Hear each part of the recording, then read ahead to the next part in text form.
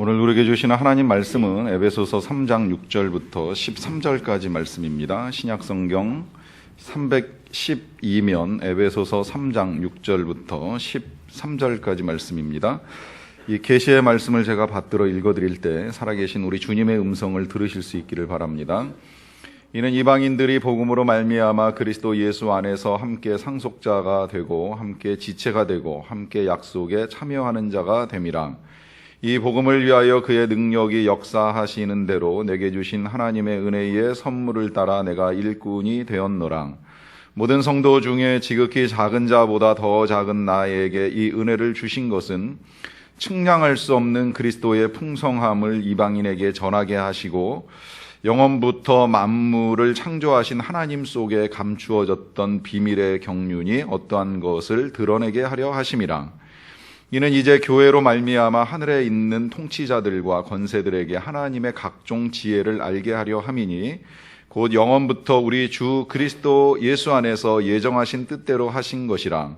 우리가 그 안에서 그를 믿음으로 말미암아 담대함과 확신을 가지고 하나님께 나아감을 얻느니라. 그러므로 너희에게 구하노니 너희를 위한 나의 여러 환난에 대하여 낙심하지 말라. 이는 너희의 영광이니라.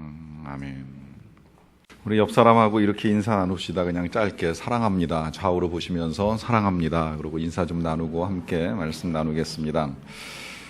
사랑합니다. 제가 지난 주간에 우리 한 목사님하고 같이 교회 탐방을 다녀왔는데 가서 여러 가지 놀라운 점들을 발견한 것 중에 오며 가며 처음 보는 저희들에게 아마 그 교회 성도님들인 것 같아요. 다 인사를 해주시더라고요. 그냥 어떻게 보시고 인사를 하셨는지는 모르겠지만 그냥 마주치면서 인사를 하니까 어쨌든 기분이 좋더라고요. 뭐 진짜 낯설어도 보며 인사할 수 있는 곳이 교회가 아니겠는가 하는 생각을 해봅니다.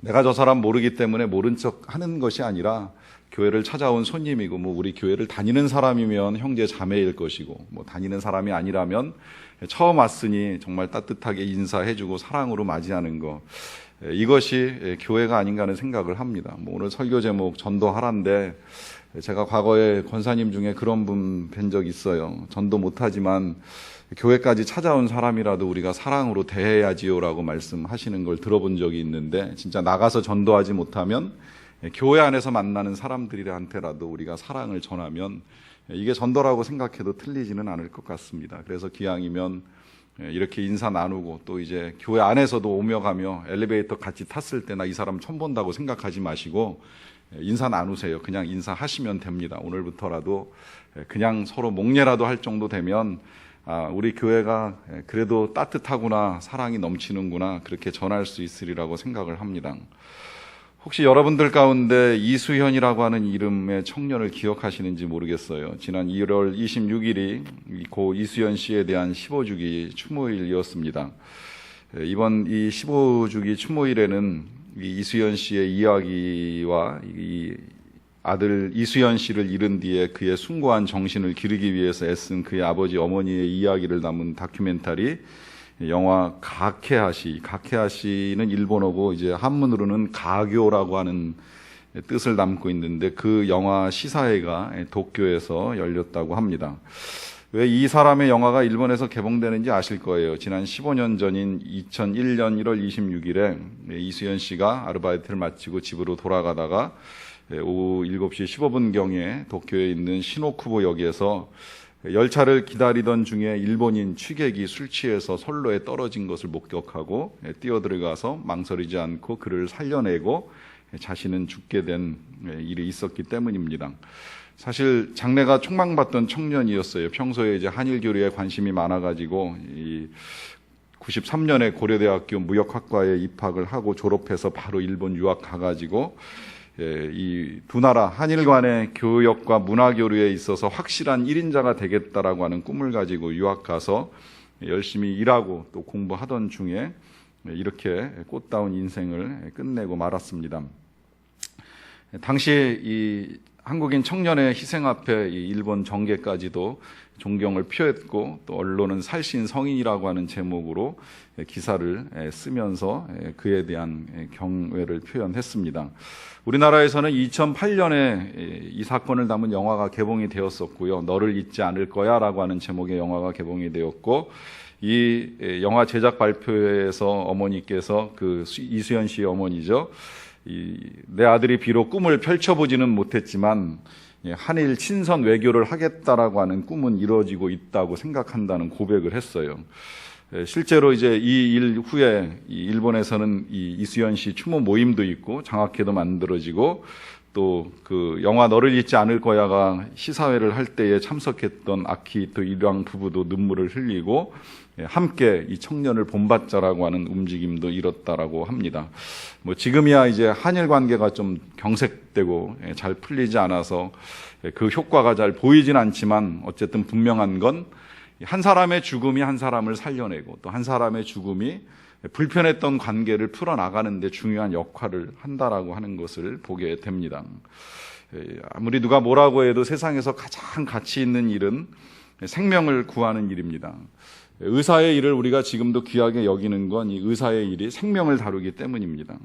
그렇기 때문에 이제 의사가 하는 일 가운데서도 특히 그 시간을 내서 특별하게 오지나 뭐 특별한 사람들을 진료하는 일을 하게 되는 것을 보게 되면, 그때 또 우리는 그 일에 대해서 존경하는 마음을 가지게 돼요. 그냥 단순히 진짜 돈 벌어보려고, 돈 많이 벌기 위해서 하는 그런 이제 의료 행위가 아니라 생명 구하는 일. 어제 아침에도 신문 보니까 이 서울대학교 이 병원의 내과 안구리 교수가 이제 매 주일만 되면 일요일마다 이 병원 그 진료소를 차려놓고 매 주마다 이주 노동자들을 위한 무료 진료를 한다 그러더라고요. 한 해에 한 18,000명 정도 진료를 무료로 해주는데, 이제 그것 때문에 이번에 그 포스코 청암상 수상하면서 병원이 2억 원의 상금을 받았어요. 이런 일들이 기사화되는 건 돈벌이의 목적이 아니라 다른 사람들을 도와주고 살려주고 하는 이 일에 이제 가치를 두고 그들의 삶이 쓰이기 때문이라고 할 수 있습니다. 남의 생명을 살리는 일, 남의 생명을 위해서 헌신하는 일이 그야말로 이제 가치 있는 인생이 되는 것이지요. 그렇게 보면 이제 이러한 일들보다 좀 더 귀하게 여겨야 될 일, 그것은 내 생명을 바쳐서 남의 생명을 구하는 일이라고 할 수 있습니다. 그 이수연 청년처럼 내 생명 죽어가면서 남의 생명 살릴 수 있다면 정말 대단한 거죠. 성경은 이 일이 쉽지 않다라고까지 말씀하세요. 로마서 읽어나가다 보면 이런 말씀이 있어요. 의인을 위하여 죽는 자가 쉽지 않고 선인을 위하여 용감히 죽는 자가 혹 있다. 그러니까 의인이나 선인을 위하여 죽는 일, 목숨을 내놓는 일 있는데 쉽지는 않고 혹 있을 수는 있다라고 하는 거예요. 그런데 내가 진짜 모르는 사람을 위하여서나 혹은 악인, 나쁜 사람을 위하여서 목숨을 내어놓는다라고 하면 그 일은 얼마나 대단한 일일까라고 하는 생각을 해봅니다. 그러면서 이제 한 가지 더 생각하기 원하는 건, 이 세상에서 남의 목숨을 구해내는 일이 그렇게도 가치 있는 일이라고 하면, 한 사람의 생명을 영원히 구해낸다라고 하면 이건 정말 얼마나 가치 있는 일이 되는가 하는 생각을 해보는 겁니다. 그 영원한 생명을 구하는 일, 그 일을 한 단어로 뭐라고 하시는지 아실 거라고 생각합니다. 그 단어가 전도입니다. 뭐 선교라고 해도 상관없고 전도라고 해도 상관없고, 한 생명을 영원한 멸망으로부터 영원한 생명으로, 죽지 않는 생명으로 건져내는 일이 전도이기 때문에, 그렇게 보면 세상에서 가장 귀하고 가치 있는 일은 전도입니다. 이걸 가치 있다고 말씀드리는 건 뭐 이게 지금 제가 여러분들에게 말씀드린 이 사람의 기준으로 봤을 때에 죽어가는 생명 살려내는 거 가치 있는데, 그 생명이 영원히 살 수 있도록 도와주니까 이게 가치 있는 일인 건 틀림이 없고요. 이걸 절대적인 가치의 기준이신 하나님의 시각으로 봐도 전혀 틀리지 않아요. 우리 하나님께서 세상에서 우리가 하는 일 중에 어떤 일을 가장 가치 있게 여겨주실까? 물론 여러 가지 일들이 있어요. 뭐 교회에 와서 예배를 드리는 일, 찬양하는 일, 봉사하는 일, 섬기는 일, 아이들 가르치는 일, 다 귀한 건 틀림없지만 굳이 경중을 따져가지고 우리 하나님께서 가장 존귀하게 여기시는 일이 무엇일까라고 생각을 해보면 역시 전도입니다. 왜? 생명 살려내는 일이기 때문에. 그래서 이 일이 이루어질 때에 우리가 찬양을 통해서는 우리 하나님 기뻐 춤추신다, 기뻐 노래하신다라고 하면서 한 생명이 하나님께로 돌아올 때, 그 한 생명이 구원받을 때에 하나님이 춤추고 노래하신다라고 할 정도로 하나님은 굉장한 가치를 부여하신다라고 하는 거예요. 그런데 이 전도가 그렇게도 귀한 단어이고 또 귀한 이름에도 불구하고 이 단어가 어느 때부터인가 이 교회 안에서 가장 부담스러운 단어가 되었어요. 저도 그렇게 생각했는데 금요일 날 한 목사님 말씀 듣다 보니까 한 목사님도 그렇게 그냥 그대로 표현하시더라고요. 교회 안에서 가장 듣기 거북하고 거치장스러운 단어가 돼버렸다.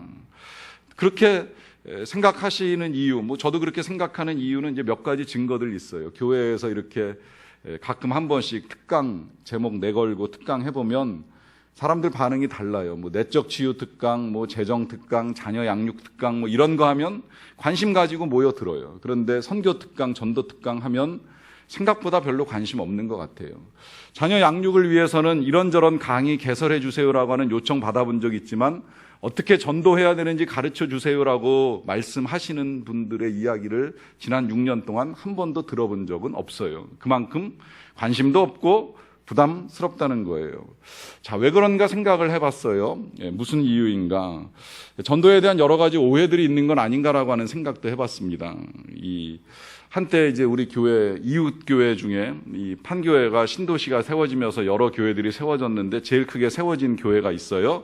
그 세워진 교회 성도들이 진짜 전도 열심히 다녔어요. 얼마나 열심히 다녔는지 몰라요. 실제 경험한 바에 의하면 교회를 다니거나 안 다니거나 붙잡으면 무조건 자기네 교회 오라 그래요. 심지어 제 아내한테까지 왜 판교소망교회 다니냐고 우리 교회 오라고 할 정도로 굉장히 열심내는 교회가 있었어요. 그런데 그 교회가 안타깝게도 그런 오해를 받았어요.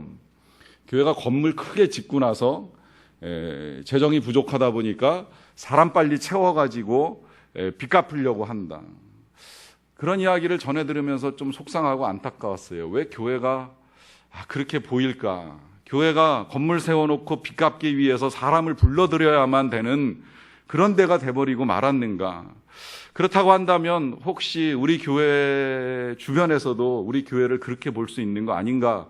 혹 이 자리에 계신 분들 중에 제가 오늘 이 주제를 가지고 말씀을 나누는 가운데에 이 주제를 그렇게 오해하실 분들이 계시다라고 하면 저는 꼭 이렇게라도 말씀을 드리고 싶어요. 전도해서 우리 교회 안 데리고 와도 좋으니 제발 다른 교회라도 좀 보내십시오. 너무 멀리 있는 사람 전도해가지고 어찌할 바 모르면 그냥 가까운 데 교회 나가라고 하세요. 꼭 우리 교회 안 와도 상관은 없습니다. 그러나 전도는 해야 됩니다. 왜? 그 영혼이 죽을 수 있으니까, 그 영혼이 영원히 멸망당하니까 전도는 해야 된다는 거예요. 사람 채우고 재정 늘리기 위해서 이런 설교하는 것이 절대 아니라고 하는 것입니다. 거기에 더하여서 또 오해가 있다라고 하면 전도하고 싶은데 할 사람 없다. 전도하고 싶은데 어떻게 해야 될지 모르겠다. 어렵다. 하려는 마음은 있는데 기회가 없다. 전도해도 잘 안 되는 것 같다. 죄송하지만 저는 이 모든 말들의 뒤에는 그런 의미가 꼭 담겨 있는 것 같이 느껴져서 죄송하다는 표현을 사용하는 거예요. 전도하기 싫다. 여러분, 전도 할 사람 없지 않습니다. 많습니다. 아직도 이 땅 그냥 통계적으로만 봐도 교회 다니는 사람 4분의 1이고 안 다니는 사람 4분의 3이에요. 그건 통계적으로나 그렇지 실제로 나가보면 아파트 한 줄에 교회 팻말 몇 개 붙어 있는지 대충 아실 거 아닙니까? 저도 다 다녀봐서 아는데 한 줄에 많이 붙어 있어 봐야 10층에 20세대라고 하면 2개, 3개 이상 안 붙어 있어요. 한 10분의 1, 5분의 1 정도밖에 교회 안 다닌다는 이야기이고 나머지는 다 예수 모르고 살아가고 있는 거예요. 대상 널려 있습니다. 내 가족 중에 예수 믿는 사람 많은지 모르겠지만 아직도 예수 안 믿는 사람 많다는 거죠. 다만 하고 싶은데 어렵다. 여러분, 이제 어려운 이유는 사람마다 마음밭이 좀 달라요. 그 예수님이 말씀해 주셨잖아요. 옥토가 있어가지고 전하기만 하면 흡수하는 사람이 있는가 반면에 또 딱딱한 바위 같고 길가 같고 또 가시밭 같이 세상 염려 욕심에 묶여가지고 이 마음이 안 열리는 사람들이 있어요. 이걸 이제 어떤 사람들은 그 고구마 전도왕 같은 경우에는 이제 잘 익은 고구마, 안 익은 고구마 이렇게 구분해 가지고 안 익은 고구마는 여러 번 찔러야 되니까 좀 시간이 걸리고 잘 익은 고구마는 이제 한 번만 찌르면 되니까 이제 익은 고구마 골라서 전도하면 된다고 말씀하셨고요. 근간에 제가 이 버티컬 처치라고 하는 미국 사람 쓴 책 읽어보니까 거긴 또 익은 사과, 안 익은 사과로 구분했더라고요. 안 익은 사과 따려고 애쓰지 말고 익은 사과 따는 것이 전도다. 근데 누가 익은 사과냐라고 했을 때는 전도할 마음 가지고 이렇게 지켜보면 마음 곤고한 사람 보인다는 거예요. 하나님 필요로 하는 사람. 여러 가지 형편들이 어려워졌거나 죄 가운데 빠졌거나 외로움 가운데 있는 사람 찾아보면 보인다는 거죠.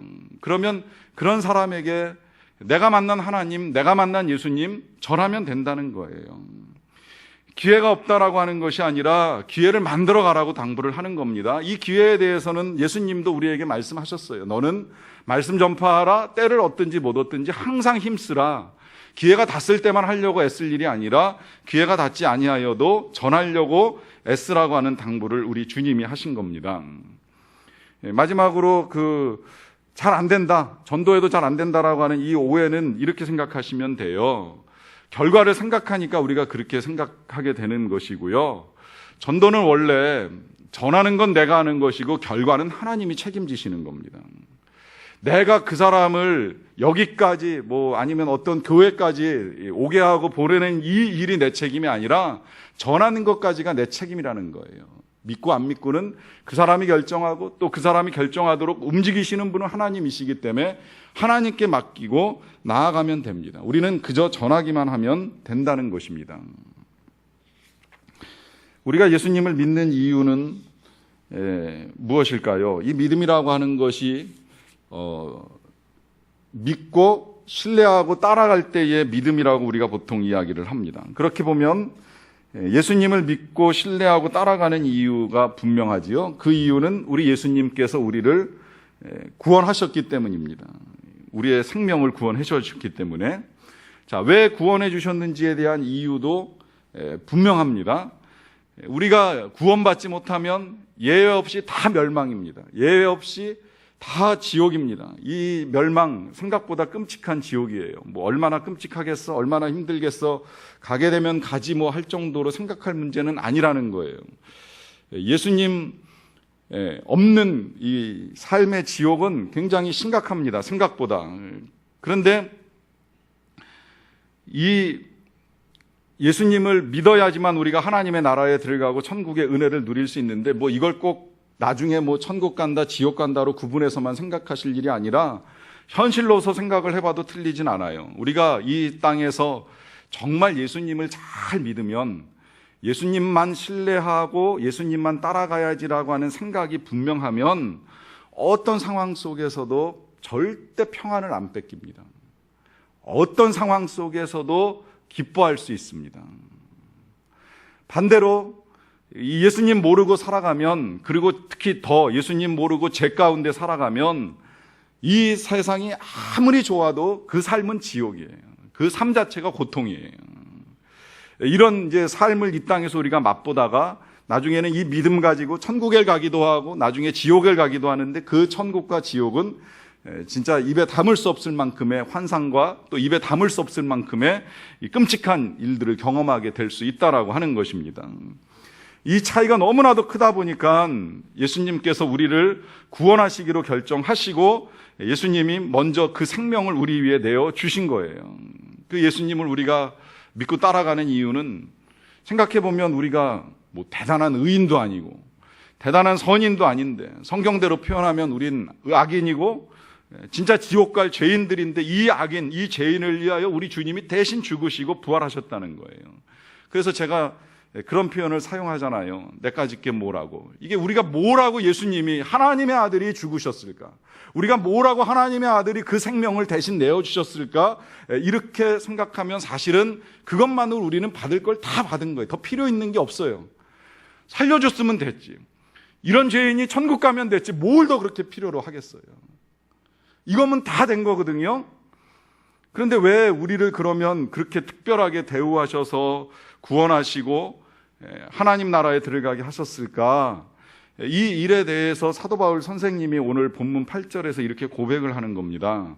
모든 성도 중에 지극히 작은 자보다 더 작은 나에게 이 은혜를 주신 것은 측량할 수 없는 그리스도의 풍성함을 이방인에게 전하게 하려고 하셨다는 거예요. 여기 사도 바울의 고백 먼저 보시게 되면 이런 고백하잖아요. 모든 성도 중에 지극히 작은 자보다 더 작은 나.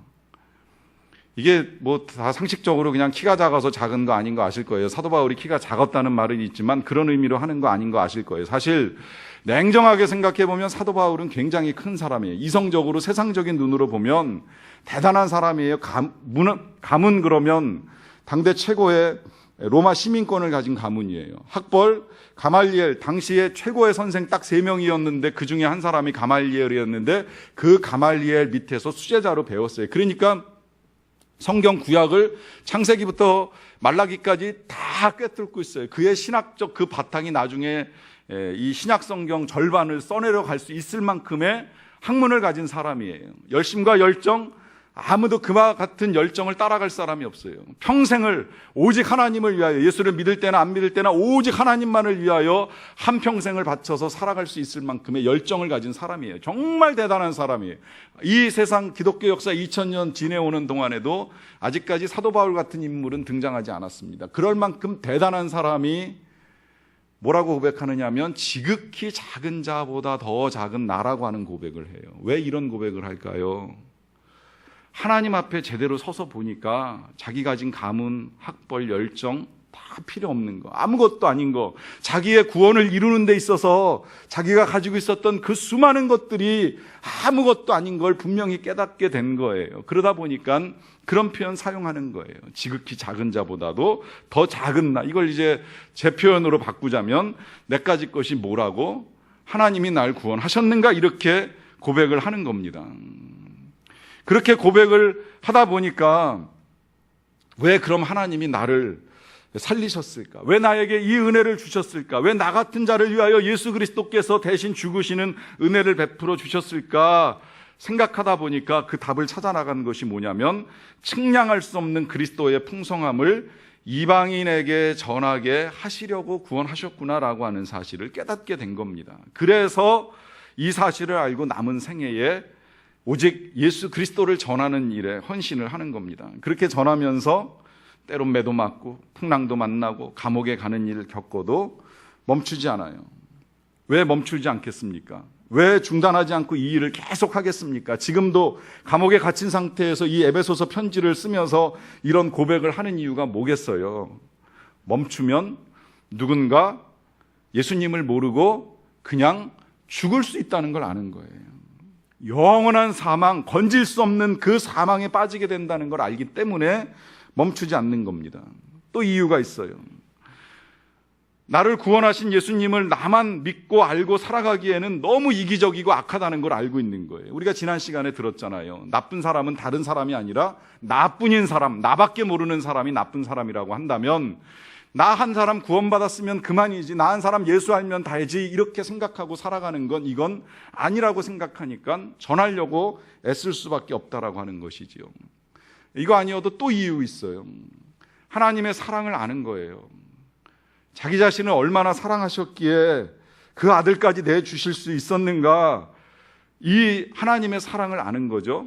여러분, 이 사랑을 아는 사람은, 또 사랑을 하는 사람의 특징은 바로 이것입니다. 사랑하는 분을 위하여 할 수 있는 일을 찾아 나갑니다. 내가 저 사람 사랑하는데 내가 저 사람을 사랑하는 그 사랑을 표현하기 위해서 내가 뭘 하면 저 사람이 제일 기뻐할까 고민하잖아요. 연애에 빠지면 제일 먼저 하는 일이 그거잖아요. 하나님과 사랑에 빠지고 하나님과 연애하게 되면 하나님이 가장 기뻐하시는 일이 뭘까 고민하면 답이 쉽게 나오는 거죠. 생명 살리는 일, 생명 전하는 일, 예수 전하고 예수 알리는 일, 이보다 더 귀한 일 없고 이보다 더 하나님 기뻐하시는 일 없으니까 이 일을 해야 되겠구나라고 생각하면서 그 일을 하는 겁니다. 그래서 전도하는 것이지요. 이런 사도 바울의 삶이 때때로 우리와 무관하게 느껴질 수 있습니다. 사도행전을 읽어나가다 보면 사도들의 이야기는 다 이 이야기예요. 예수 전하는 일, 예수 전하다가 핍박받고 예수 전하다가 고통당하고 그래도 또다시 모여서 기도하고 또 전하고 하는 게 교회의 모습이었어요. 그런데 이런 이 사람들의 삶이 오늘 우리들의 삶과 무관하게 느껴진다라고 하면 고 오카는 목사님께서 하신 말씀 그대로 읽어드릴 테니까 들어보세요. 만일 스스로 생각하기에 사도행전에 나오는 사람들과 너무나 다르게 느껴진다면 이단이든지 사이비든지 둘 중에 하나일 것입니다. 이단하고 사이비를 아실 거예요. 특히 사이비 그러면 비슷하나 다르다 이렇게 표현하는 걸 사이비라 그러잖아요.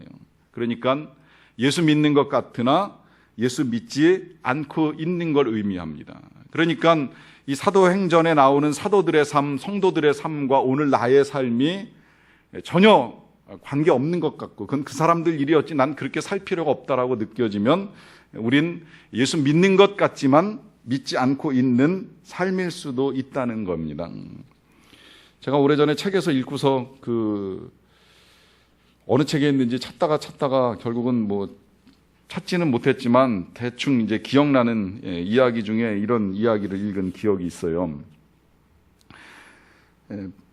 어떤 사람들이 배를 타고 항해를 하다가 어둠 속에서 풍랑을 만납니다. 큰 풍랑을 만났어요. 그래서 정말 죽기 일보 직전까지 가게 되었는데 다행히 그래도 멀리 등대에서 빛을 비추던 한 사람이 이 배가 위험하다는 사실을 알고 죽음을 무릅쓰고 자기 배를 풀어가지고 그 풍랑 속을 헤치고 어둠 속에 뚫고 들어가서 그 배에 탄 사람, 곧 정말 다 배가 부셔지고 깨져가지고 죽을 것 같은 그 배에 탄 사람들을 다 살려가지고 건져내서 끌고 나와가지고 구조했다는 거예요. 구조받은 사람들이 이제 항구에 도착해가지고 살아나서 생각해 보니까 되게 감사하잖아요. 뭐라도 해야 되겠다 생각을 하다가 뭘 하는 게 좋을까 생각하다 보니까 똑같은 일이 일어날 수도 있을 것 같은데 똑같은 일이 일어나는데 이번에 보니까 이 자기들을 구원해내기 위해서 애쓴 그 등대지기 같은 사람이 아무 장비도 제대로 갖추어져 있지 않고 준비도 안 된 상태에서 나와서 살려내느라고 죽을 뻔했는데 그런 일 생기지 않도록 우리 구조대를 조직하자. 그리고 구조 장비를 좀 구입하자. 그래서 돈도 모으고 장비를 구입하고 그 구입한 장비를 보관하기 위하여 건물도 세우고 그 건물 안에다가 장비도 넣어놓고 그러면서 똑같은 일이 생기면 사람들을 살려내자라고 하면서 그 일을 준비했다는 거예요. 그러다가 진짜 어느 날 똑같은 풍랑이 밤에 일어났는데 준비하고 있었던 사람들이 나가서 이 배에 탄 사람들을 살려내고 건져내는 일을 하게 된 것이지요. 그 배에 탄 사람들이 똑같은 풍랑을 겪고 난 다음에 생각은 똑같아요. 우리가 죽을 뻔했는데 이 구조대 사람들이 우리를 살려냈네, 우리를 구해줬네. 그럼 우리는 뭘 해야 되지? 그러다가 기왕이면 이 일을 더 잘할 수 있도록 우리 더 장비를 좀 늘리고 하자라고 하면서 돈을 모으고 장비를 늘려가는 일을 하게 된 거예요. 그런데 이제 그 일을 하면서 사람도 늘어나고 또 장비도 좋아지고 했는데 문제는 뭐냐면 이 풍랑이라고 하는 게 항상 일어나는 건 아니잖아요. 그러다 보니까 이제 대기하는 시간이 생겼어요. 이 대기 시간이 조금씩 길어진 겁니다. 그 길어지는 시간을 기다리는 동안에 심심해졌어요. 뭘 하면서 기다리는 게 좋을까 생각을 하다가 우리 심심하니까 또 배도 고프니까 일단 밥이라도 해 먹자. 또 심심하니까 같이 노래라도 부르자. 우리 지금 여기 앞에 먼저 탄 배에 탄 사람들과 뒤늦게 또 다른 배에 탄 사람들 서로 간에 잘 모르니까 우리 친교하고 교제하고 좀 알아보자라고 하면서 교제하고 놀고 하면서 이런 것들이 재밌어지기 시작을 한 거예요. 그래서 기왕이면 우리 놀더라도 좀 더 재밌게 놀아보자라고 하면서 밤마다 파티를 해보자라고 하는 것도 이제 하게 된 것이죠. 그래서 밤에 모여가지고 노래하고 춤추고 놀고 교제하고 파티하는 일을 하는데 한번 해보고 나서 보니까 이게 재밌어요. 그리고 별일이 일어나지 않고 있어요. 그러다 보니까 그 다음 날도 또 할까? 이번엔 네가 사회봐. 이번엔 내가 진행할게. 이번 너 준비해봐. 이제 이런 것들을 서로 나눠가지고 하면서 계속 밤마다 파티를 하는데 이 파티에 그 구조대가 빠져버린 거예요. 그러는 동안에 실제로 어느 날 밤 비 내리는 밤에 풍랑이 일어나서 어떤 배가 그 풍랑 속에서 헤매이고 있는데 그 파티에 빠져버린 이 구조대의 사람들이 그 배가 풍랑에 빠졌는지 밖에 비가 오고 있는지 사람들이 죽어가고 있는지 모르고 계속 아무도 신경 쓰지 않고 열심히 놀더라 하는 이야기입니다. 무슨 이야기인지 여러분들이 대충은 이해하셨으리라고 생각을 해요. 교회가 처음 만들어질 때는 이렇게 만들어졌습니다. 먼저 살아난 사람들, 먼저 멸망해서 건진받은 사람들이 영혼 구원을 위해서 만들어졌어요. 그래서 원래 교회의 기능은 구원선이고 구조대입니다.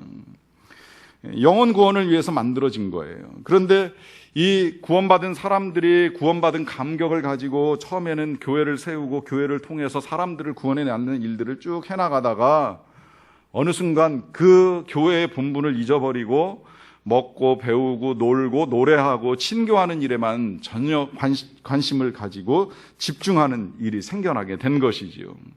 그러는 동안에 밖에서 하나님을 알지 못하고 죽어가는 영혼들이 있다는 사실은 까맣게 잊어버리고 그냥 우리끼리 예배 잘 드리고 우리끼리 복받고 우리끼리 잘 먹고 잘 살면 그만이라고 생각하는 안일함에 빠져버리게 된 겁니다. 전 그래서 원래 이 구원선 구조대인 우리의 교회가 근간에는 유람선이 된 거 아닌가, 또 위락장이 된 건 아닌가, 때로는 상담실로 전락해버린 건 아닌가라고 하는 생각이 들 때가 많아요. 때때로 이 유람선 안에, 이 위락장 안에 놀다 보면요, 이 춤추고 놀다가 팔꿈치로 옆 사람을 치는 일들이 종종 생기잖아요. 그럼 한 대 얻어맞으면 사실 놀다 보면 그런 일 있다고 생각해버리면 별것도 아닌데 네가 나를 쳤어, 나 상처받았어, 이거 누가 치료할 거야? 이제 이러면서 이 사람 저 사람 찾아다니면서 나 좀 치유해달라고 하는 이런 일들에만 관심을 쏟는 거예요. 그러다 보니까 내적치유 교실, 내적치유 특강엔 사람 모이는데 전도특강, 선교특강, 선교보고 한다고 하면 관심 없어지는 거예요. 나밖에 모르는 세상이 돼버리고 먼 거지요. 여러분, 우리가 아직 예수님을 모른다면 어쩔 수 없어요. 먼저 정말 꼭 예수 믿고 구원받고 하나님 믿고 살아가시기를 바랍니다.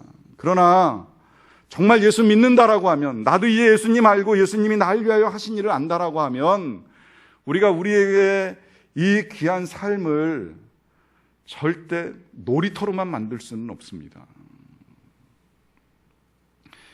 전도 설교를 준비하면서 스스로를 돌아보아 내가 전도를 얼마나 많이 했나 생각을 해봅니다. 결과를 놓고 보면 진짜 저도 많이 못했다라고 솔직하게 고백을 합니다. 그러나 한편 또 기회 닿을 때마다 전도하고 선교 한 일을 통해서 하나님이 어떻게 봐주실지는 모르겠는데 결과를 하나님께 맡기면서 제가 경험한 사례를 한 가지 말씀드리자라고 하면, 지금까지 이제 제가 고등학교 1학년 때 만난 친구를 교회로 전도해서 그 친구는 제가 다니던 모교회에 지금도 열심히 잘 다니고 있어요. 이제 고등학교 졸업하고서부터 계속 교사 생활 하다가 지금은 유치부 부감도 한번 했고 이제 지금은 고등부 부감으로 섬기고 있는데, 가끔 한 번씩 만나요. 만나면 이 친구가 만날 때마다 이제 저한테 꼭 하는 말이 한 번씩 있어요. 창준아, 고맙다. 네가 고등학교 1학년 때 이제 학교 다니면서 자기를 전도해 줘가지고 이렇게 예수 믿고 교회 다니면서 신앙생활 할 수 있게 된 것에 대해서 정말 고맙다. 또 자기뿐만이 아니라 이제 자기 다니면서 부모님 전도하고 아버님 예수님 믿고 하늘나라 가시고 한 이런저런 일들 다 겪으면서 이제 그런 모든 일들에 대한 감사를 표시합니다. 듣다가 그런 생각이 들었어요. 내가 고맙지. 사실 그 친구가 저도 그때 이제 이 집에서 교회까지 한 20-30분 차를 타고 교회를 다녔는데 그 친구 집은 저보다 몇 정거장을 더 가야 돼요. 이제 학교가 멀리 떨어져 있었으니까 몇 정거장 더 가가지고 거기서 차를 타고 오라고 하면 9시까지 와서 같이 신앙생활을 한 거예요. 그러다가 이제 믿음을 가지고 봉사하고 섬기면서 신앙생활을 지금까지 잘 하고 있는데, 생각해보면 제가 감사하더라고요. 그래도 제가 전한 전도를 받고 교회 나오기로 결정하고 나온 이후로는 꾸준히 다니면서 식구들까지 전도했으니 얼마나 감사해요. 이 생각을 제가 하면서 그런 생각이 들었습니다. 천국은 이래서 천국 되겠구나. 천국에 가보면 전도받은 사람은 그럴 거 아닙니까? 당신이 나한테 전도를 해줘가지고 내가 당신 때문에 예수 믿고 당신 때문에 교회 다니다가 이렇게 당신 때문에 하나님의 나라에 와서 이 황홀한 영광을 볼 수 있고 이 귀한 은혜들을 누릴 수 있으니 당신 정말 참 감사합니다. 이런 고백할 거 아닙니까? 또 한편으로는 전도하고 선교한 사람은 알 거예요. 당신이 내가 전한 선교와 내가 전한 전도를 듣고 복음을 받아들이고 예수 믿고 여기까지 와서 함께 이제 우리가 영원한 생명을 가지고 살 수 있으니 제가 더 감사하지 않습니까? 이 감격, 이 은혜를 나누는 곳이 천국이 되겠구나라고 하는 생각이 너무나도 분명해지는 거예요. 여러분, 우리는 15년 전에 한 사람을 살리기 위해서 생명을 버린 이수연이라고 하는 청년, 기억하는 사람도 있고 잊어버리는 사람도 있습니다. 그렇지만 절대로 우리는 우리를 구원해 주신 하나님의 은혜를 잊을 수는 없습니다. 또 우리는 하나님을 잊을 때도 있지만 하나님은 절대 우리를 잊지 아니하시는 분이십니다. 하나님이 우리를 잊지 아니하시는 이 하나님의 사랑을 하나님은 뭐라고까지 말씀하시냐면 내가 너를 나의 손바닥에 새겼다라고 말씀하세요. 여러분, 손바닥에 왜 새기시는지 알지요? 잊지 않기 위해서. 우리 한 사람 한 사람을 하나님이 잊지 않기 위하여서 하나님의 손바닥에 새기고 하나님이 사랑으로 지켜보신다라고 말씀하고 계십니다. 그 사랑이 하나님이 우리가 하나님을 사랑해서 뜨거운 마음으로 영혼에게 복음을 전하고 사랑을 나눈다라고 하면 그 일을 어찌 잊으시겠습니까? 그 일만 생각해도 우리는 감격하여 하나님의 말씀을 전하고 나누는 일을 할 수밖에 없다라고 하는 것이지요. 그렇게 전하다가 하나님 나라에 가면 우리가 했던 이 모든 일들이 얼마나 귀하고 소중한 일이었는가, 그 일을 위하여 우리 아버지 하나님께서 예비하고 계신 면류관과 상급이 얼마나 큰가라고 하는 사실을 보게 되면서 우린 또 한 번 감격하게 될 것입니다. 그날의 소망을 가지고 전도하는 저와 여러분들이 되시기를 축원합니다. 기도하시겠습니다. 사랑하는 성도 여러분, 우리 하나님께서 오늘 이 귀한 예배의 자리에 나온 저와 여러분들에게 이렇게 말씀하십니다. 내가 누구를 보내며 누가 나를 위하여 갈고, 그 부르심 앞에 오늘 우리가 이렇게 대답해야 됩니다. 주님, 제가 여기 있사오니 나를 보내소서. 여러분, 우리의 삶의 자리, 그곳이 가정이 되었던, 일터가 되었던, 또 우리 자녀들이 공부하러 나가는 학교가 되건 학원이 되었건 그 모든 자리는 다 사명의 자리이고 선교의 자리입니다. 그 일을 위해서 하나님이 우리를 먼저 부르신 것이고 또 우리를 보내시는 것입니다. 여러분, 이 시간엔 좀 이렇게도 기도하셨으면 좋겠어요. 우리의 자녀들 이제 새 학기가 시작이 됩니다. 그저 그냥 좋은 선생님 만나고 좋은 친구들 만나는 게 다가 아니라 우리 자녀들이 그 자리에서 선교사로 살아갈 수 있도록, 그 자리에서 주님의 사랑을 전하고 나눌 수 있는 아이들이 되게 해달라고 자녀들을 축복해 주십시오. 우리의 자녀들의 삶 가운데 가장 필요한 건 지혜도 성적도 능력도 아니고 바로 이 사명 가지고 사랑하며 전하고 나누는 것입니다. 우리 시간에 그 같은 기도를 함께 한 목소리로 잠시 하나님께 드리는 시간을 갖도록 하겠습니다. 같이 기도하겠습니다.